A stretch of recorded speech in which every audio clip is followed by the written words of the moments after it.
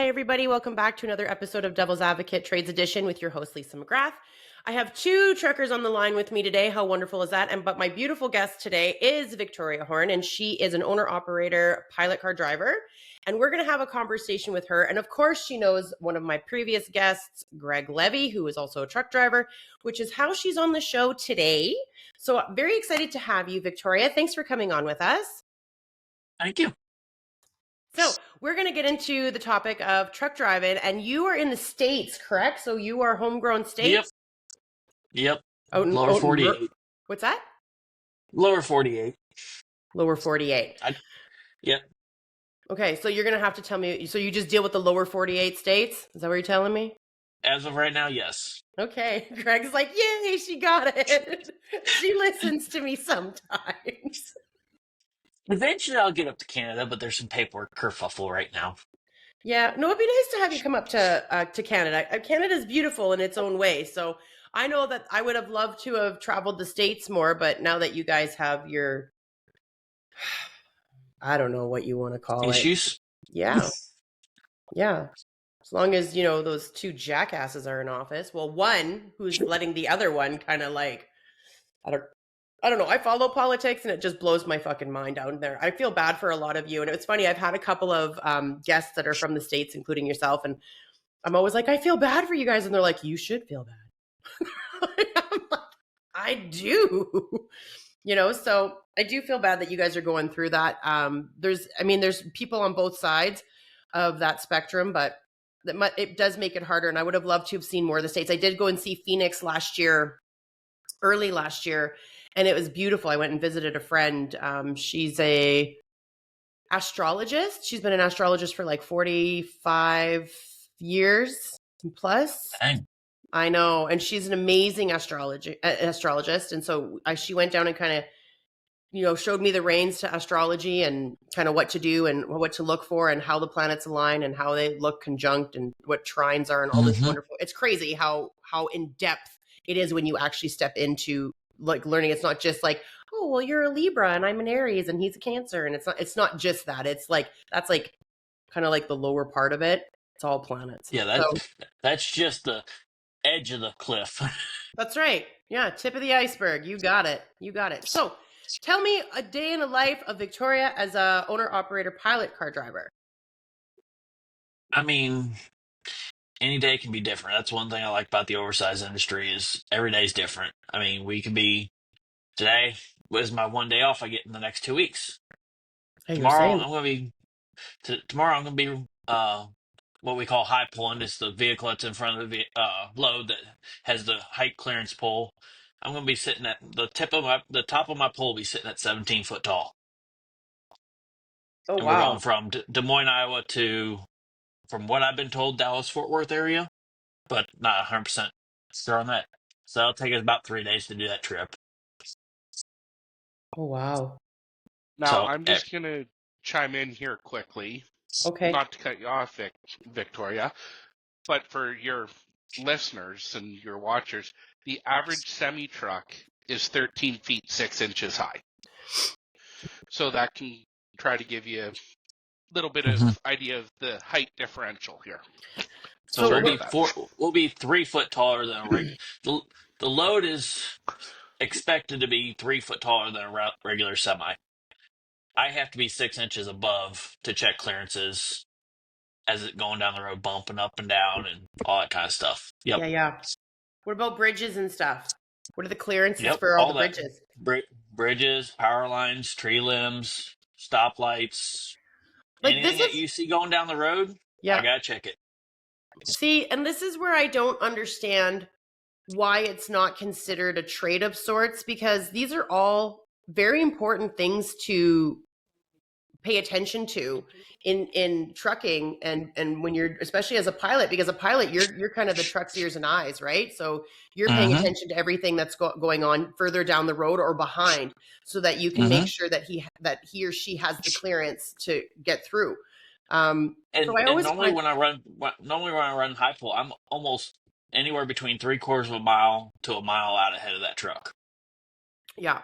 So that way they have enough time to stop and not hit whatever I have found that's in the way. Gregory, I can hear you chewing. Yeah,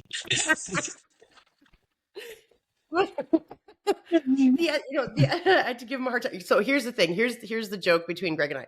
Greg has misophonia. He does not like chew noises on the phone. Every once in a while, he'll tolerate it. But if you are like, it doesn't even have to be smacking. It could just be crunching. It could just be the way you breathe between your chews. It could be, he doesn't like the inconsistency of knowing that you're eating on the phone. It drives him bonkers. So now that he's on the phone and he's eating, I'm like, I can hear you too. I don't care though. Doesn't bother me. My ASMR listeners might like you, Greg. They'll be thanking you. Yeah, no. So the other reason why I think it's great for Greg to be on the call with us is because my podcast is predominantly Canadian, although it is aired all over, and anybody in any country can listen to it. I've got listeners in Germany, I've got listeners in UK, I've got listeners everywhere. But I do like the fact that Greg can like convert to the metric system for us because I'm not that quick on my feet. So when it's a mile, Greg, how many kilometers is that? 1.6. 1.6 kilometers? Yeah. Really? That's it? Yeah. No. Yeah. A mile is 1.6 kilometers. For some reason, I thought it would be more. I always think it's like kilos. I was thinking it was 2 for some reason, but that was just a number in my head. No, it's all good. I appreciate that you say that, but I'm always I might go back to Greg and be like, do the math. Oh, yeah. Because he does it like this. He has to know it because he goes between Canada and the States. Oh, yeah. So that's also a challenge that you're going to have to make sure you're going to have a come to Jesus moment about the metric system if you come into Canada, because they're going to be like, what now?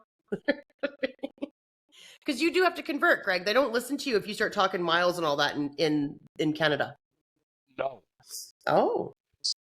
Most truck drivers operate in miles.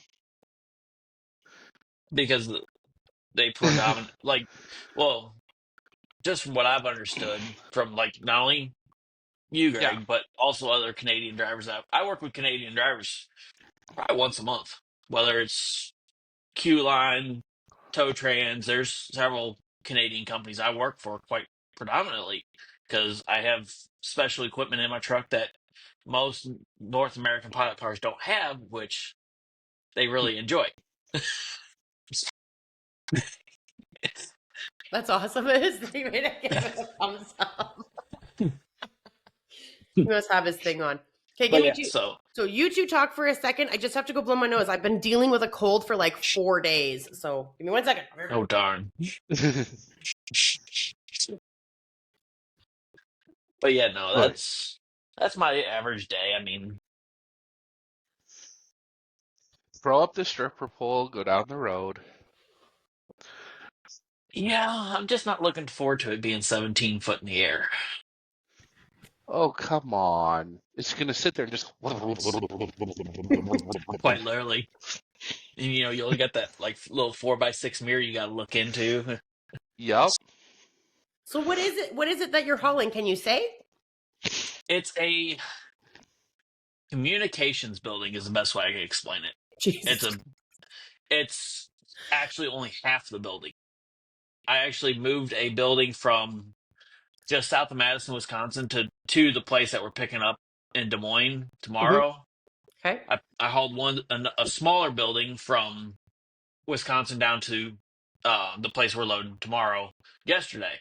Mm-hmm. Well, come to find out, the other half of our building that's supposed to go to Texas with us was sitting literally right next to our building in Wisconsin still, and it still has to go to Iowa to get the final assembly done to go to Texas, and they're both supposed to leave out together tomorrow.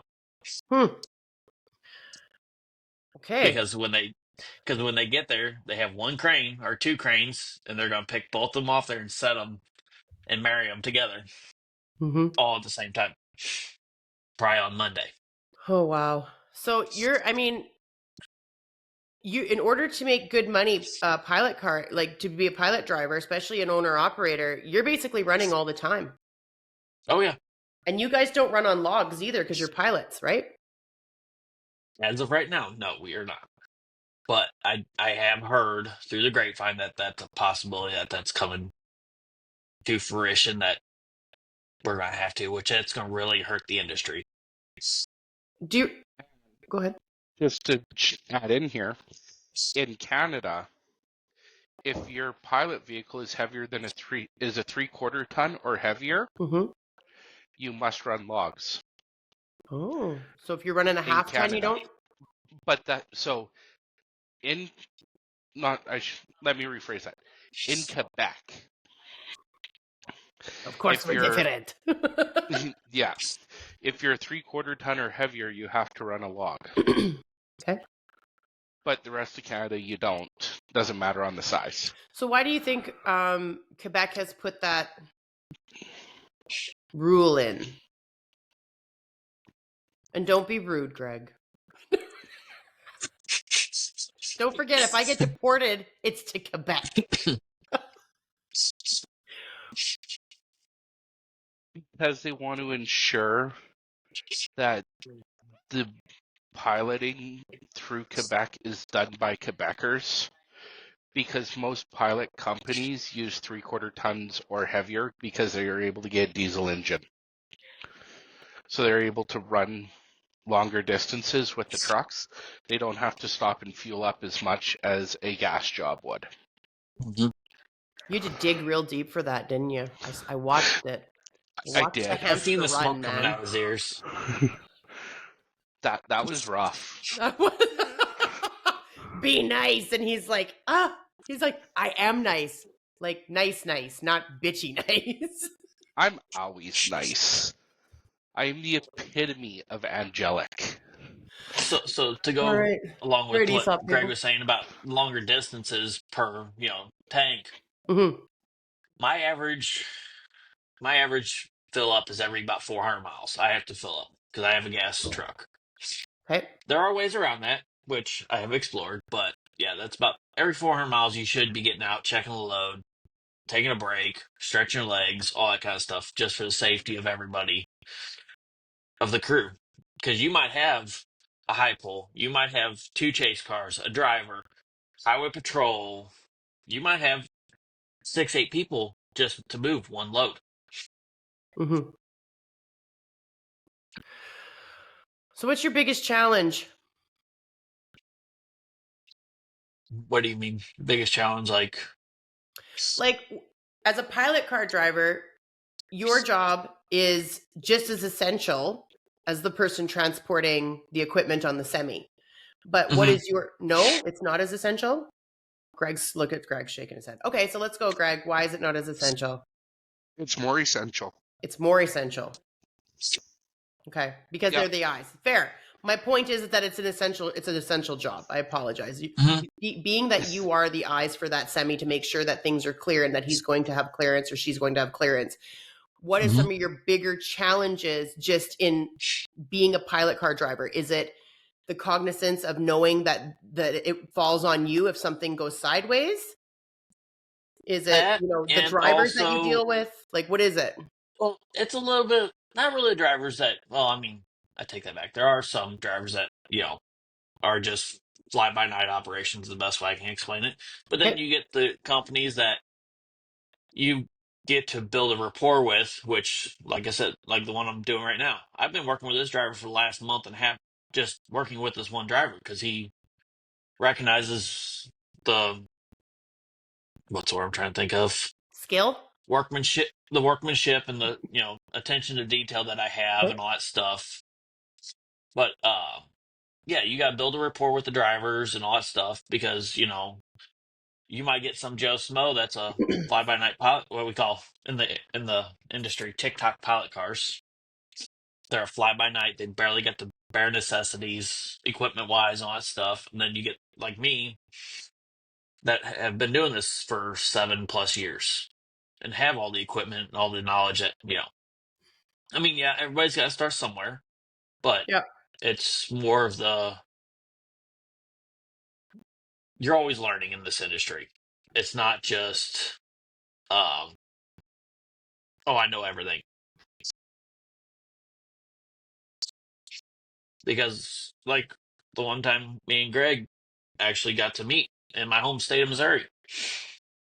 I noticed something that was actually became a major issue, and we caught it before he got into the St. Louis metro area, which could have saved him a lot of hassle. Okay. Are you going to elaborate on that story?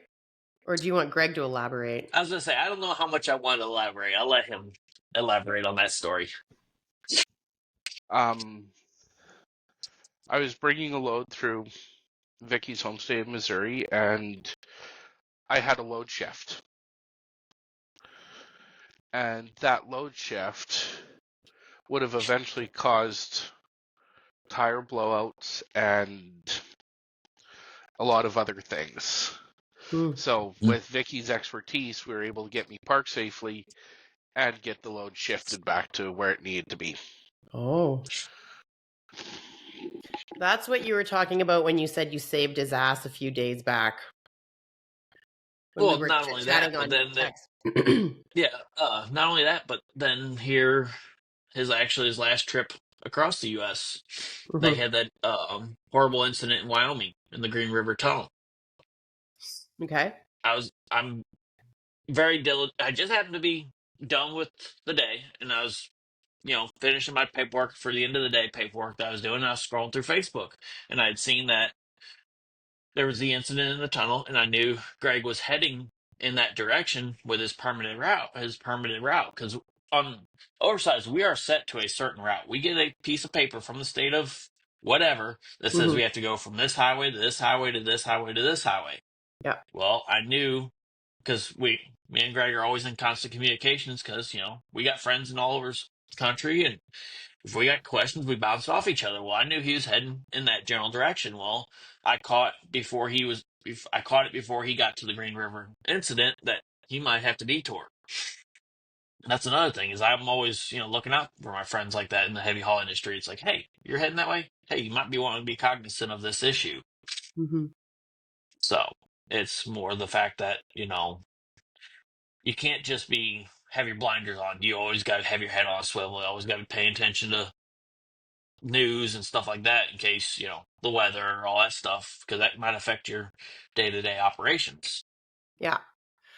I'll tell you what I love, Victoria. I love the fact that you and Greg have such a great camaraderie, that you guys can look out for each other like that, because you're in that communication, whether you've spoken a day or just 20 minutes ago, and then one of you sees something, and so you guys know the direction you're both headed, and just to be able to say, hey, heads up, I just saw this on the news, or I just saw this on this link, blah, blah, blah, or even send the link, and that way they can take a look at it and be like, okay.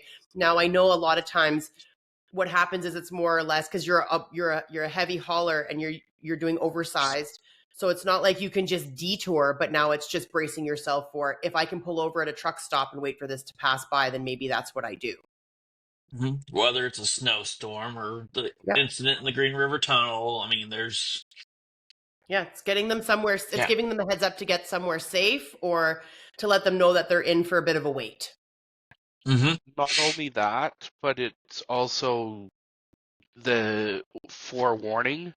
So the driver or either one of us can figure out a contingency plan, or know, hey, we'll use the Green River Tunnel. When I got to the Wyoming port of entry, I asked, hey, I'm on permit. This is my permit. This is closed. POE officer goes, oh, you'll just take the detour. You're fine. It's an oversized route. Okay. And that was it. Mm-hmm. So they redirected you on an oversized route. Yeah. Okay, that's nice. But if he hadn't gone in and asked, and he got up there and they sent him down a route that wasn't meant to have oversized on it, that could have been an issue. Yeah. Yeah. Luckily, where that one was, the route was easy. Mm-hmm. Well, that's good. But I think the takeaway here is basically what Victoria said, is that had you not known, had you kind of got in there blind, and that happens, and then they detour you, and it's not a route that you're supposed to be on, now you're looking at possible fines. Oh, yeah. Which I think a lot of people don't know. Sorry, Greg. I don't think a lot of people know that when shit goes sideways, the drivers are responsible a lot of the time. It's not the companies. And I think a lot of people need to know that when you get into trucking, if you're getting a ticket, it's you personally that's paying it. Prime example of where a driver was held responsible when, in my lowly opinion, he wasn't fully at fault is the Humboldt Broncos. I know we've talked about this. There's other ones that we could talk about too, Greg. Ones that you've experienced where you weren't really at fault. Yep, we're not going to talk about those. That what, $6,000 ticket? But here's the thing, and this is what I think the takeaway is, Greg, is that it's all of you have to have the appropriate tools, whether you're owner operator, whether you're just a company driver, you need the proper tools and equipment in order to facilitate your jobs. And if you are not, if they're running shy on those things and this is where I get really grumpy, because I think what a lot of people think is they just think that truck drivers are this different breed that just run and don't have any rules that apply to them. They have a lot of rules that apply to them. And yes, they are driving, hundreds of miles a day, but regardless of that fact, there's still laws in place to keep you guys in line to ensure that there's public safety. So you still have a duty of care, not only to your company, but to everybody else on the road. So when people are being assholes to you, and like Greg said, it's always the trucker's fault. It's always the trucker's fault, doesn't matter. And, trucks have tragedies, not collisions. And these are all really big takeaway things to say. So as a pilot car driver, that's really important for you. I know, because you're paying attention. That's your load. You're helping them come in. So, I mean, when you see drivers be a dick to your load, what do you ever do anything? Are you one of those like fuck around and find out kind of? In certain states, I know what I can get away with. Like, say my home state. If I see something that's, negligent or ruthless, like they're attempting to damage my load or run me off the road or run them off the road, I ain't afraid to call highway patrol. I'm not afraid. Because I have as a pilot car operator, I deal with highway patrol. I haven't recently, but I do have a rapport with most of the higher up highway patrol, and luckily the eastern side of my state, because I've worked with them on big projects and infrastructure projects and stuff like that, that I can make a phone call and say, hey, who's on duty today? Because I got this going on at this mile marker, blah, blah, blah, and give them, the description of the vehicle. And they can go, and also that's another thing on my vehicle, I've always got at least 2 dash cams running. So it's always recording. So if they need to subpoena my video footage for, evidence, I'll gladly give it to them. Yeah. Yeah. No, that's awesome. I have dash cams too. And I will be honest with you. I've been a dick to people that, I'm not piloting any trucks, but if I see a semi coming down the road and I see someone just be an automatic asshole to them, I will go be an asshole to that vehicle and, help clear it away from the semi. So I'll get in behind that person and ride their tail and point at my camera and be like, let's go. Because then they're not trying to slow me down. They're trying to slow the semi down for whatever reason. I don't understand that logic. Like, why would you do that? Like, to me, it's like, why are you playing, chicken with something that could kill you? Like, when people, like, chicken is a game that was played by people with a similar sized vehicle, not, like, you don't take, the person that's 5'3" and they go find the guy that's 6'4" and they're like, let's do this. Like, we're not. Why? I always find it funny when, say, I'm going down a 2-lane road with a 16-foot wide load. There'll be times that I'll have to, hug the center line to kind of, I won't cross over, but I'll hug the center line to kind of nudge them to just persuade them to move over, because, that load's hanging 6 foot into your lane. Yeah. You come over top that thing and you could clip that corner of that building or wherever it is, and that could be a tragedy. That's why one of the things I would like to emphasize is that when you see a pilot car, treat them like a first responder, like a fire truck or ambulance or a police car, because we're just trying to help you get through your day safely and that truck to get to its destination safely. Yeah. No, I That's agree. one big thing. It's like people don't realize it's like, hey, we're not there just for shits and giggles. We're there to actually do a job. Mm-hmm. Really, Greg? You went to your chair? Couldn't just stay sitting in the kitchen where we only He get went you in from the the kitchen frame? to the lazy boy. Give him 20 Right. minutes, he'll be sleeping. He's funny. No, I think what you do is definitely an important job, but I think a lot of people need to understand the types of risks that come with it because you guys are kind of putting yourselves in those situations where you are there to protect the semi as well and not do Mm-hmm. anything illegal. So please don't misunderstand when I asked you the question. Like for me, it's more or less I don't know. I've seen some pilot car drivers run people off the road, and I just No, laugh. I will not. I will I not just laugh. Well, physically in run Canada, I've somebody seen off it, the road. and I just Well, laugh. I I'm won't. like, I oh, won't physically do it. I'll let if I'm say I got going back to a job that with highway patrol. We had 17 miles of we're hauling a 200-foot long precast concrete bridge beam, and this is a mhm, windy 2-lane road getting into this job site. Highway patrolman specifically told me to do a task was to go in opposing traffic and get everybody off the road. Stay out about a mile to 2 miles out ahead of the truck. Getting people into driveways or places that we can get them because we were needing from ditch to ditch making some of these corners because these mhm. trailers are steerable, but they still are 200+ foot long. Yeah. So, and that's one thing. It's like I'm not trying to impede your flow of traffic, but sometimes it's for the better just to wait 5 minutes for us to get by you, and then you can proceed on your way. Yeah, I don't like Greg, what did you call it again? They have a case of what? Get there itis? Yeah, get there itis. Yeah. Cuz I'm Yeah, you're like, not wrong there. yeah, cuz you know what? Greg knows this. So over by where we are, we're kind of like in the middle of we're Calgary's 20 minutes and then we've got Rocky View County and then we've got Airdrie. So in Rocky View County, a lot of times is where they will take the 566 highway to move houses. Move houses. Hmm. And Hmm.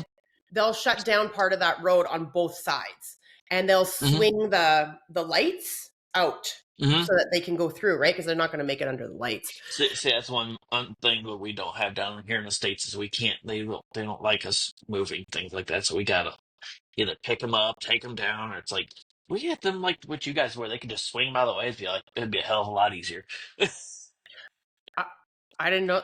Yes, I agree with you because I didn't know that the states can do that. But I thought it was so cool in Canada when I came up and I was headed that route to go towards Costco, Greg, and I was sitting right there at the lights, and then all of a sudden I'm watching the pilot drivers come out. There's about three of them. One's in front of the truck that stopped, and then one's up and across the other side lane, stopping all of the opposing traffic, and then the other one is on the other side, and he's swinging the light, and I'm like, you can do that.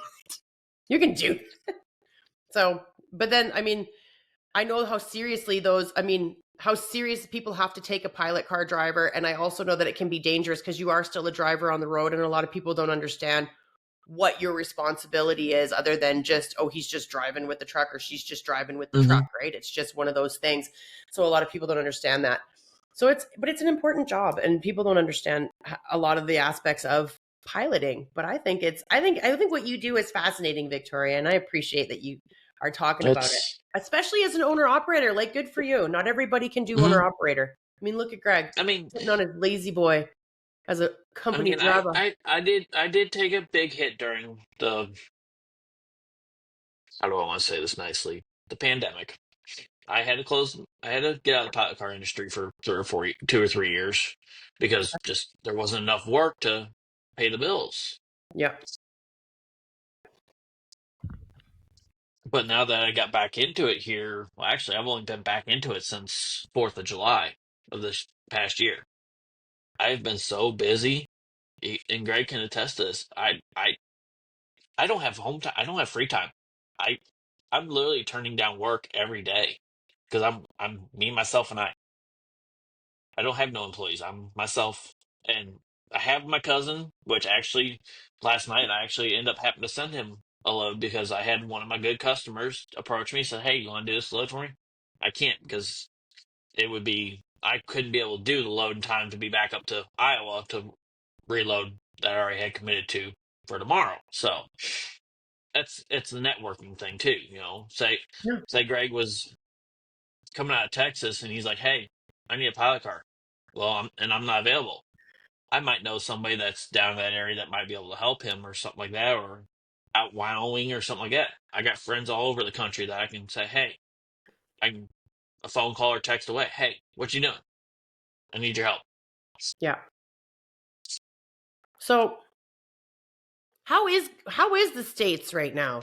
Because there's so many things I see on like TikTok and other social apps of like how the Americans can't see certain things and the Canadians and the rest of us can, and that there's like protests going on down there from both Mm-hmm. sides. Like are you seeing anything like in, because you're traveling everywhere, right? So that's why I'm asking you. It's not just because you're in the States, but it's because you're in the States and you're traveling different states. So are you seeing anything? Are you hearing anything? Are you feeling affected by any of it?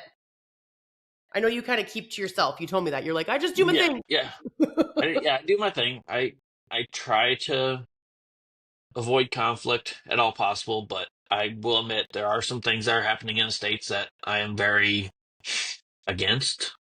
Just me being me, Yeah. and so that's why I'm dealing with personal endeavor right now. I'm having to deal with the courts and stuff to get some paperwork straightened out to take care of some things, and Yeah.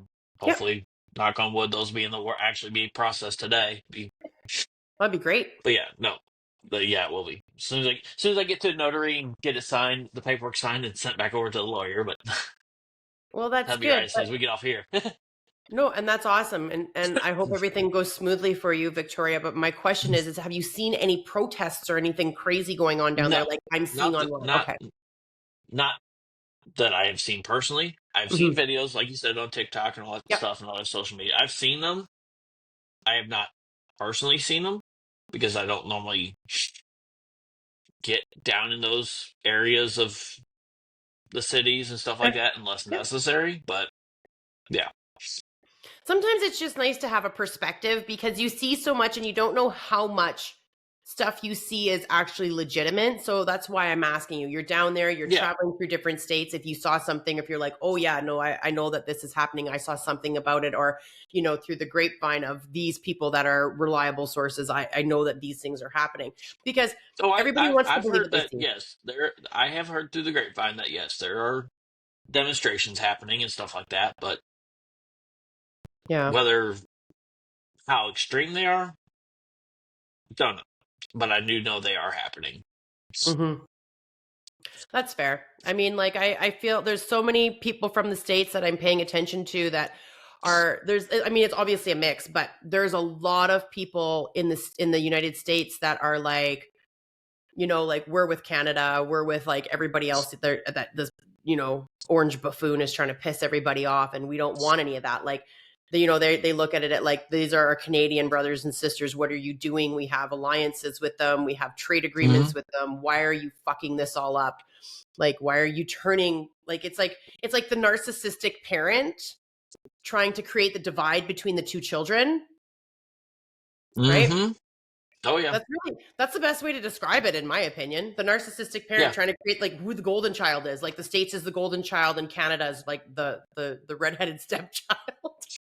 Why are you pointing at yourself, Greg? I'm the golden child. Last I checked, you're not. But we like you. Greg's like, I'm the golden child. Yeah, yeah. You got an itchy nose there, Greg. It's coming out of my eye. You put some lipstick on, Yeah.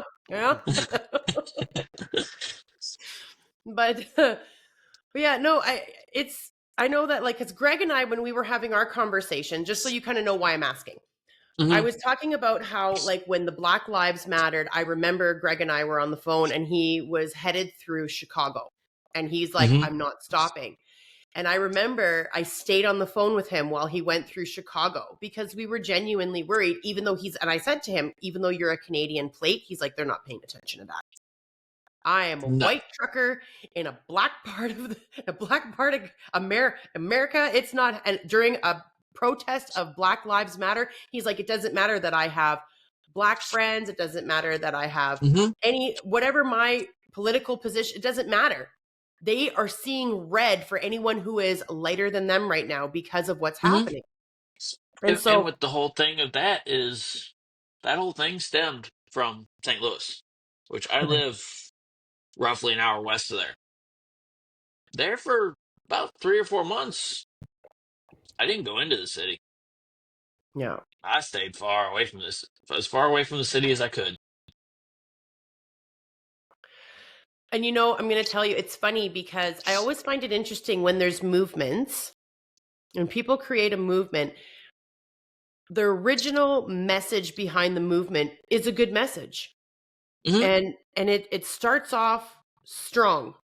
But what ends up happening is that it gets convoluted because other people join into this movement and they're like, oh, I want to put all of my stuff in this as well, and we can jump on this bandwagon because it's kind of like the same thing, and we're not feeling that. And I remember got to a point where I had friends of mine that are that are Caribbean, and when I mean, obviously they're Black, right?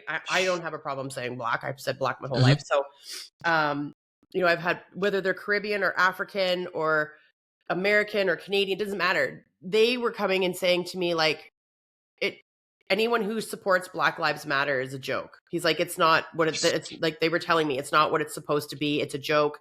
Everybody is trying to jump on this bandwagon and support Black people, but people are people. We don't need a Black Lives Matter. What we need is everybody matters. And we need to understand that. Yeah. And so then they're like, and I was like, well, that's kind of how I thought, but I was kind of being told that I was wrong. And he's like, yeah, because they're trying to make it something it's not. All lives matter. There's no Black History Month. It's our fucking history. It's history. It's what happened. He's like, like, do you guys have Indigenous History Month? I'm like, no. He's like, right. Because it's just history. You guys know what happened. You guys talk about it. You guys teach it in your schools. You don't highlight their, what's going on with the Aboriginal people, but you do advise them. Now, we do highlight them on one day now, which happens to be Darcy's birthday. My girlfriend Darcy, Greg knows Darcy. It happens to be on her birthday. And so we always joke now with my girlfriend, because I'm always like, what are you doing for your birthday? She's like, I think I'm working. I'm like, no, you're not. It's day off every year now. She's like, oh shit, it is. I'm like, It's kind of funny, actually. It's kind of funny, actually, about that is like Martin Luther King, one of the great movers and shakers of the United States. Yeah. When they celebrate his birthday, it's always either the weekend of my birthday, or it's always like I always end up getting a 3-day weekend normally. Nice. Like when I was in school and all that stuff, I always used to get a 3-day weekend on my birthday, or the weekend. Like if my birthday fell that Thursday, I would get a 3-day weekend the following weekend because one of the greatest movers and shakers. I mean, if Martin Luther King was alive today, I could see it being just like when he was in there. Yeah. With all the stuff that's going on in the U.S., I could see him. History's repeating itself. What's that? History's repeating itself right now with a lot of issues. Yeah, it's not wrong. I mean, I could say things, but I might get canceled, so I'll just be nice. Yeah, we'll keep it PG-13. Right. Well, I am uncensored, but there are things that, we know that people will be like, oh my God, did she just say that? And I'll be like, yes, I did. Yes, I did. But I will tell you, Greg and I also have birthdays where we get sometimes 3-day weekends. And Greg is, he's a Thanksgiving baby. And I'm an Easter baby. So every once in a while, I'll get like the Good Friday and the Easter Sunday, Monday. And Greg will get the Thanksgiving. Well, Canadian Thanksgiving. Yeah. Yeah. Which is like a month earlier than ours. That's right. If not, So like we're around what? Greg, it's always the second weekend in October. It's always the second weekend, right? So the second or third weekend, I can't remember. Yeah, it's the second weekend. Second weekend of full weeks. Okay. Oh me, oh my, oh! I'm gonna look. I'm gonna see. It landed this year. Last year he landed on Thanksgiving. So I like to just. Yeah, because I remember I was talking to him, and he's just sitting at home filling his face full of food, and I was wishing him a happy birthday, and he's It's not wrong. All right, let's see. Yeah, you're Easter Monday this year. Lucky you. You So- mean Thanksgiving Monday? Yeah, that's it. Thanksgiving Monday. Thank you. You have chocolate on the brain, don't you? Maybe. You said Easter. yeah, she's Well, it's 'cause still my birthday's recuperating coming. from Valentine's Day. My birthday's coming. My birthday's on a Saturday. It was on Good I don't Friday eat- last year. I was gonna say I don't even know what day of the week my birthday's on this year. You And already now- had yours. Oh yeah, that's right. Duh. Yeah, you said it was right around Martin Luther King. His birthday just happened not long ago, didn't it? Yeah. Yep. Yeah. So you know what I don't understand is how they decide Easter. It always blows my mind because Yeah. Easter was end of March last year, and now Easter is like mid-April. I'm like, do they just like throw out dates or it's not? Yeah, it's like not anything specific. Here, I'm gonna throw a dart on the calendar and That's exactly how I feel. I'm like, how did it go from end of March to almost end of April? But then I also wonder spring break. So in Canada, at least Alberta, spring break usually occurs and they usually try to alternate it. So a lot of the kids in the schools will get the week before Easter and then Easter Monday, and then they're back at school. And then some of the kids get the following week so that not all the kids are off at the same time. But we follow the Easter calendar. So this year, spring break for us is in April. But I'm noting when I was looking around to do, because I want to go to Mexico again with my kiddos, because I told them I'd take them once I went there the first time, and I did already. So, and I was looking, and March is spring break for the States. Is that's how it works? It really regardless, it's just March. See, I'm dating myself. I've been out of high school for 12 years now. I graduated high school 12 years ago. But Oh, you're still young. Don't worry. Yeah, I just hit the big 3-0. But so it used to be the same way. It used to always fall around Easter. But I don't know I don't know how it is nowadays because I don't pay attention to it. Mhm. But it seems like they're doing it like you come off of winter break, like for Christmas and New Year, or Christmas and New Year's winter break, and they go like 6 or 8 weeks, and then that's when they're doing it the way it sounds now. Like it don't matter when Easter is, but then they're getting a small break around Easter too, like a 3 or 4 day break there. But they're doing like because if I remember right, don't quote me on this, but like our schooling for the state is there's 4 quarters in a year, and each quarter I think was like 6 weeks, I think. So they did it like in between third and fourth quarter. They would give you like a 4 or 5 day break, and then you'd have one around Easter whenever it fell. Yeah, same as us. We do reading week in February, and then whenever Easter comes around, then we do that. So it's similar. You look comfortable, Greg? I am. Okay, so now we've got a semi driver and we've got a pilot truck driver. So Victoria, pros and cons on piloting, and then Greg, I want pros and cons on semi.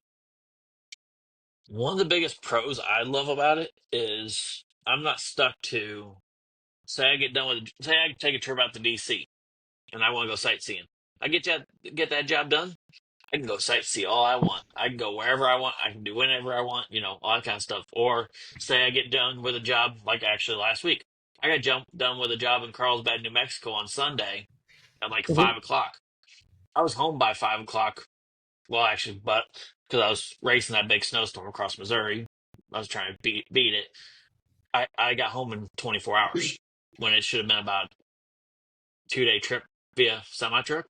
That's one of the biggest pros I like because I can do what I want and how fast I want to go. I can go wherever I want, that kind of stuff. Another con of it is I just can't go like Greg can wherever we stop for the night with his overdimensional load. He can climb in the bed and go to sleep. I might have to drive 45 minutes to an hour to get a hotel,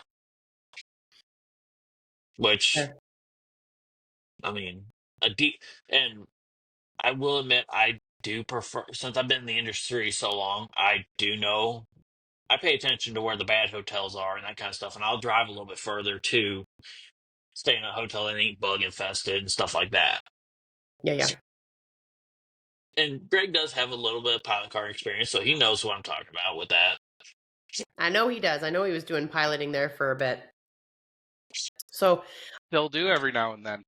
Mm-hmm. okay, so then Greg, maybe the question, other than answering the pros and cons of being a semi driver, when you were piloting, you're a company pilot driver, and Victoria is not. She's a owner operator. So I'm hearing what she's saying, which is I get to kind of do what I want, and I can go back home. I can, I basically make my schedule, and I operate according to my schedule. So do you have some of the same leniency as a company pilot driver?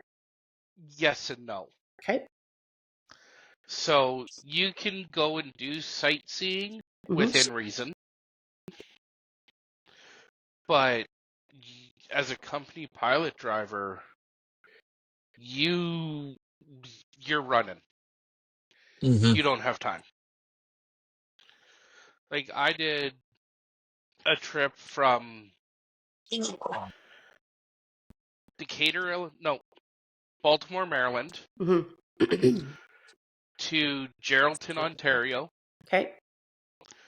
Geraldton, Ontario, I had 36 hours to get down to Decatur, Illinois. Mhm. From Decatur, Illinois, Mhm. I went up to Fort McKay, Alberta. Okay. And from Geraldton to Decatur, I had 4 hours of sleep. Mm-hmm. And there are some times about being an owner operator. I might get a phone call 3, 4 o'clock in the afternoon. Hey, I need you. Like one time, I live in the eastern part of Missouri. I had to be all the way over on the West Virginia Turnpike by the next morning. Whew. So I literally drove all the way across there. Only slept 2 spots on the West Virginia Turnpike for an hour or so each. Cat naps. Pretty much. I mean, isn't that kind of dangerous? You're driving, you're not getting enough sleep. No sleep makes crazy people. They say that if you don't have enough sleep after a certain port, like they say that it's like almost the equivalent of being drunk. Okay, It so is 20, Greg's trying to defend it. Victoria's like, 29, it is. 29 hours of non-sleep is equivalent to a DUI. If Okay. 29 to 30 hours is equivalent to you being DUI. Okay. but what I was going to say is that's where fatigue management comes into play. Mm-hmm. Oh yeah. Where what? Fatigue management. Okay. So as a pilot truck operator, like when I did that long trip where I only had a few hours of sleep, when I picked up my driver, I said, "Hey, ran all night to get here, tired. Can we have, a short-ish day?" Mm-hmm. And as a driver, you respect that pilot operator for recognizing that, and you'll work with them. Like you still have to have a decent day, Mhm. but you might be like, "Hey, I can make it to place X, which is better for me, but if I go to place Y, that's better for my pilot driver. It's still a good day. We'll do that." Mm-hmm. Do you find that most? You can make up that time. You can make up that time along the trip, too. Yeah. Do you find that most truckers will do that for their pilot cars? Depends I'd on the say driver. 50-50. I'm like, I'd say don't all talk on at my once. aspect, it's probably 50-50. Okay. Depends on the driver, depends on the pilot. Okay. But it also depends on the rapport that the pilot and the driver have. Okay. Mm-hmm. Like when I was running pilot, I had a couple of guys every morning. I knew exactly what their coffee order was. I'd roll up to their truck with coffee for them. And it was appreciated. Me as a driver, if I have a pilot for a long trip, I'm going to take him out for dinner one of the nights, Mm-hmm. just as a sign of appreciation. Yeah, but you're a nice guy. Most drivers will do it. Okay. You agree, At least Victoria? most oversized drivers I've dealt with. Okay. Oh yeah, it's the same thing for me. I mean, like if I got a driver, that's one thing I always do before I leave for the day. If it's just me and the driver, or me and me driver and chase car, do you guys need anything before I head towards the hotel? Always check in with them, make sure. Or like last night, I didn't tell you this one, Debbie, but I was sitting at the hotel. I mean, yeah, I'm like 5 miles from the pickup point. The driver calls me and says, "Hey, I just blew a hydraulic line on the trailer.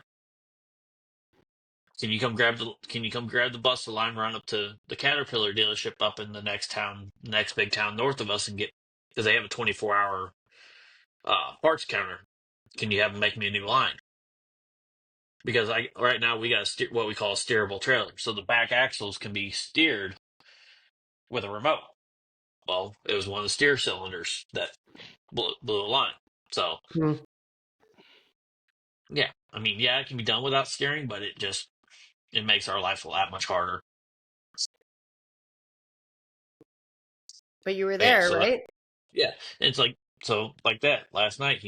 Hey, can you go do this? Yeah, let me get my clothes on. Let me go. Just hop out of the shower. Let me go take care of that. Took me an hour, but that's that rapport with that driver you build. That I'm willing to go above and beyond just the 9 to 5, and Yeah, that's but how that's you get repeat customers like that. It's like they're like, hey, I remember them doing this for me.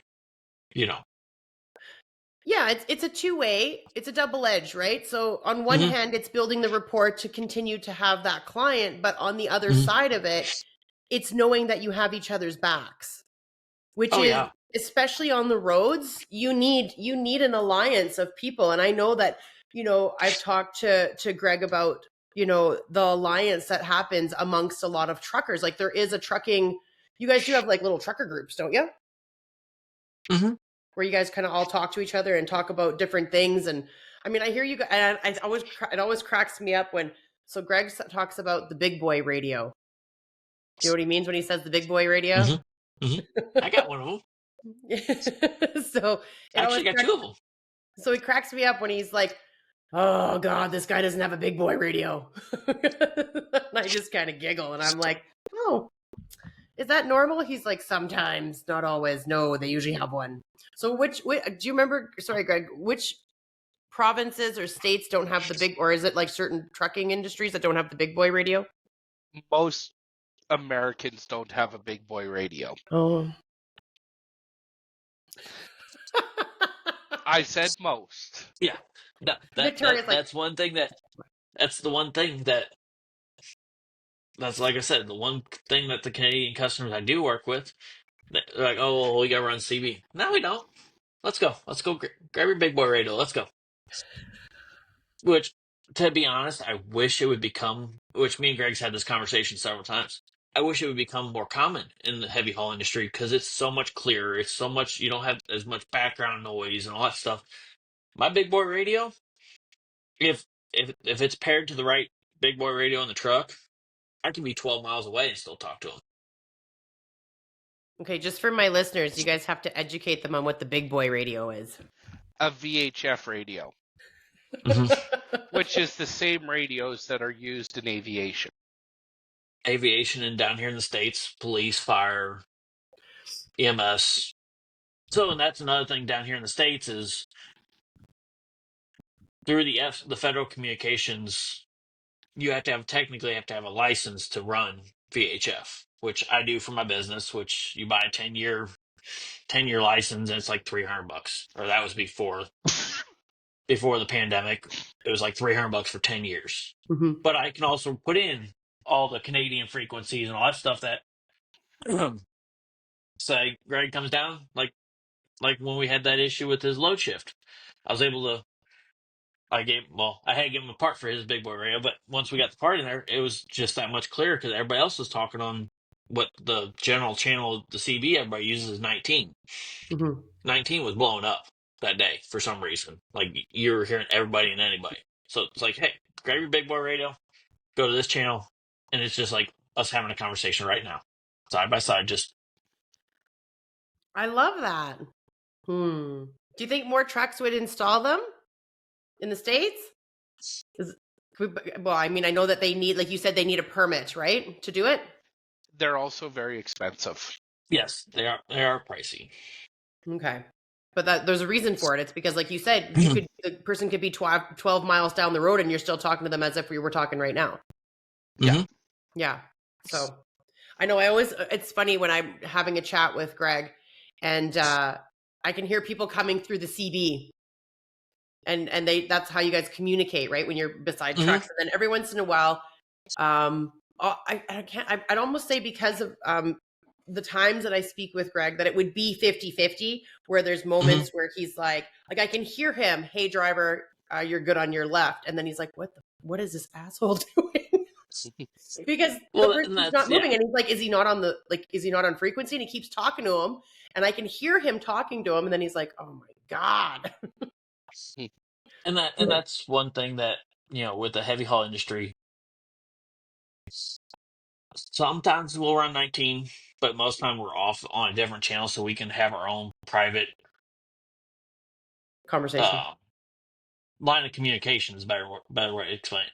Because if I got to say stop because I hit a line, I want that driver to know I said stop and not some Joe Smo, in his Radio Shack at his house, be like, oh, what'd they say? And then start talking over, and that driver wipe out that power line or communication line or a bridge. Yeah. No, that makes sense. That's another thing with VHF is we can have that direct line of communication without all that. Because down here in the States, CB, anybody can go to Walmart, truck stop, and buy a CB. Yeah. VHF, like Greg was saying, they're more expensive. You have to have a permit to buy. You have to have a license. It's more of a select group of people that have it. And I have noticed there are some states that, with Canadian frequencies that you have to be careful because what state is it that their highway patrol is on LAD 2? Idaho and Washington. Yeah, so Idaho and Washington, LAD 2, which is a Canadian frequency, is their highway patrol channels. So you got to kind of be careful, which you learn to know which ones are what and what channels you can use. So what happens if you're on a channel like that? Do they just tell you to get off the channel? Yeah. Either if you hear other communications like that and you know that that's like police, chatter and stuff like that, hey, either call them on the phone and say, hey, let's go to this, or just real quick, hey, go to such and such channel real quick. Yeah. Yep. Gotcha. Makes sense. I'm sure they're not going to be super upset if you're like, go to channel 19 or whatever channel, right? I think that's really cool. I mean that there's so much to it at the end of the day. And I think these big boy radios are a great thing, especially for optimal communication. So yeah, I think it's amazing. Well, where they do get upset is when we're in Canada talking on their frequency and we don't care because we're in Canada, so kick rocks. Fair enough. Okay, so I have another podcast that's going to come on and I don't want them to click into us because that's what will happen. So I'm going to wrap us up, but thank you so much, Victoria, for coming on Devil's Advocate Trades Edition. And thank you, Greg, for hanging out with us again because we always enjoy having you. But Victoria, what you do is absolutely amazing. And I think that, just you being on will help people understand a little bit more about the differences between pilot car driving and how essential that job is, and to have a little bit more respect for the big boys on the road and for you guys that are out there supporting them and making sure that they get to their locations safe. So thank you very much for being on the show. Yep.